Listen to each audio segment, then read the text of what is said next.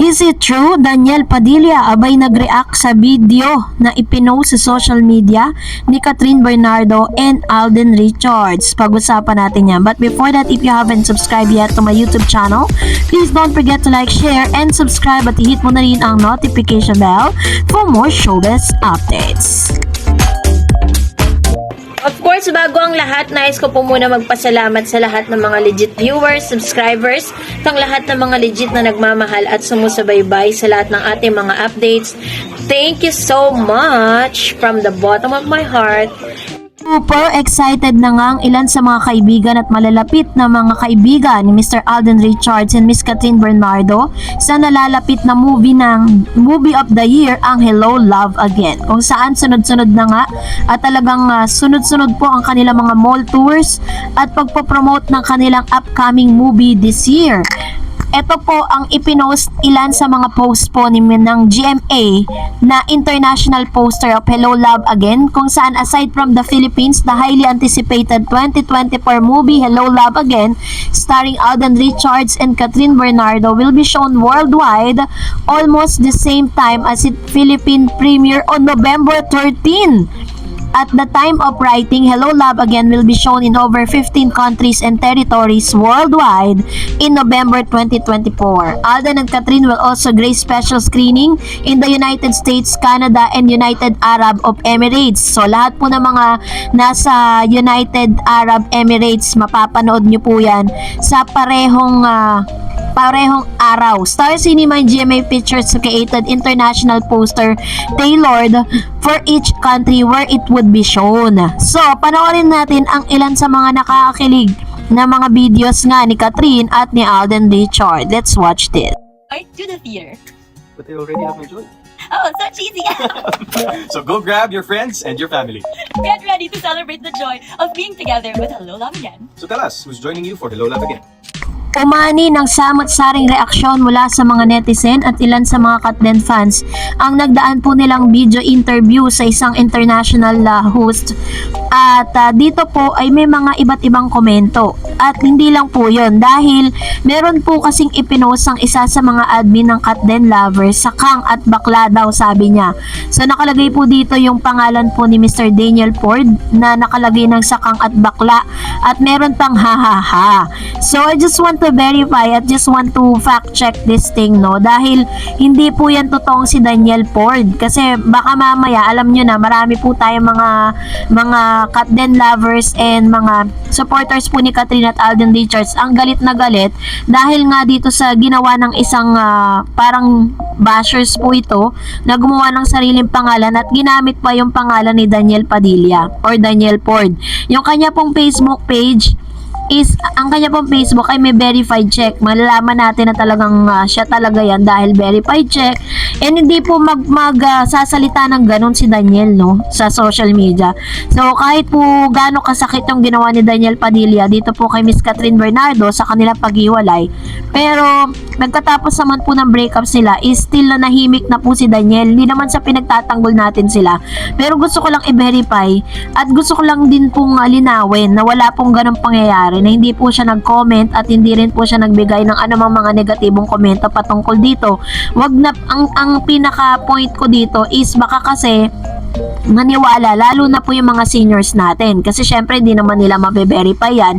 So this time, pina-fact check po natin na wala pong komento o wala pong kahit anong paninira po ang mga nagaganap, no, sa social media.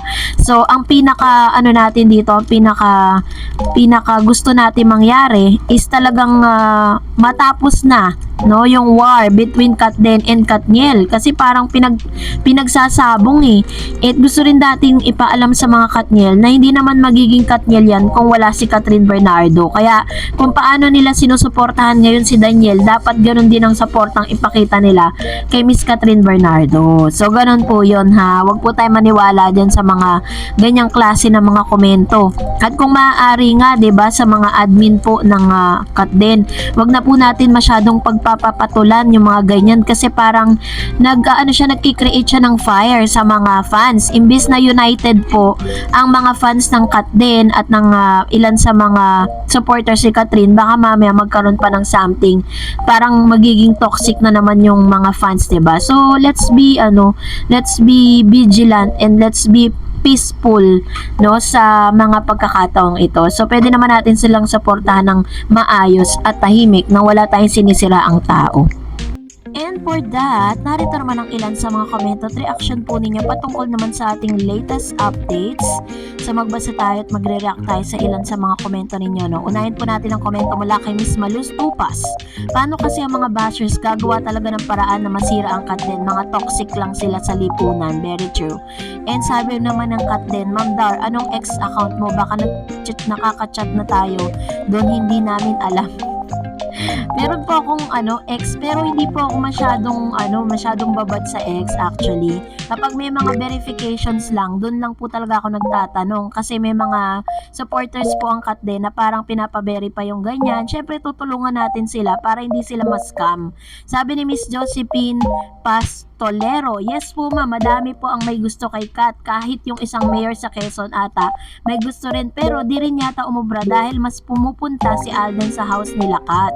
And sabi naman ni Aileen Dador, dito UAE 150 sa Peram ng Pinas, 2,300 may tickets ako. Ayan, marami na po talaga tayo mga kababayan na kapag-avail na ng kanilang online tickets. Basta lagi kong sinasabi, you need to check first and verify first before you buy tickets online. Kasi baka mamaya, yung binibilan po ninyo ay hindi legit.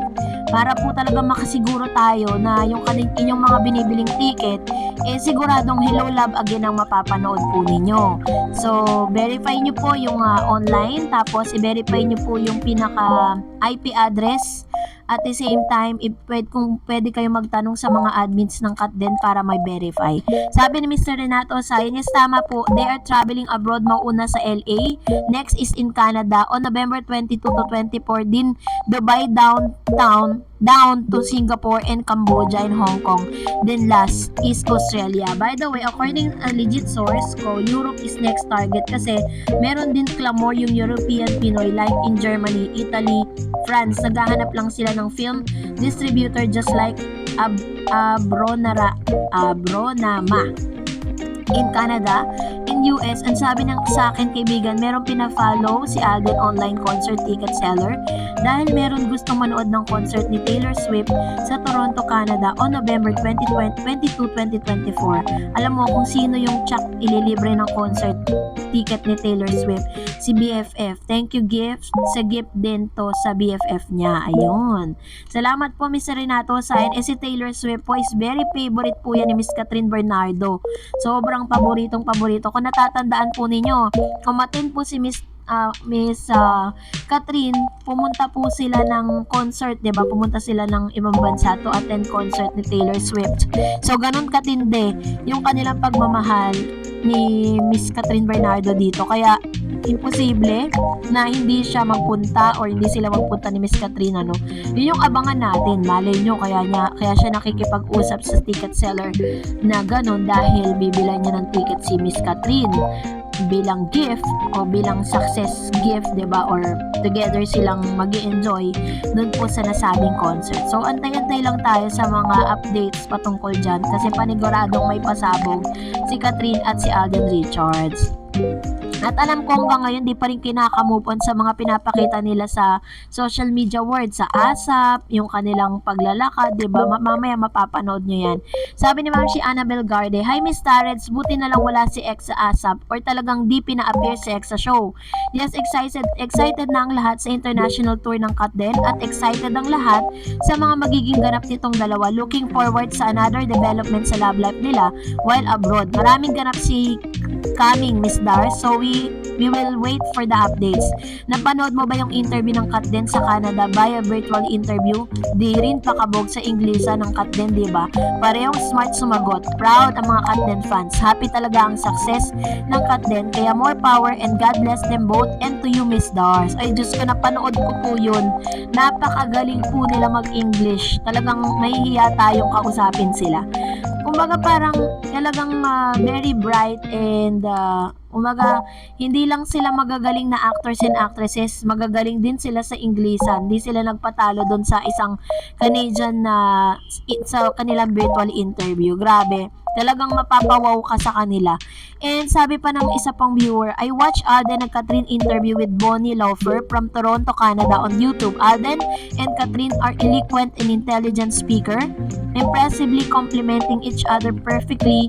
A true power couple, love Kat Den forever. Kaya nga masasabi natin na hindi tayo nagkamali ng mga taong hinahangaan sa showbiz because hindi lang sila good actors and actresses but they are also a good speaker and very intelligent and eloquent.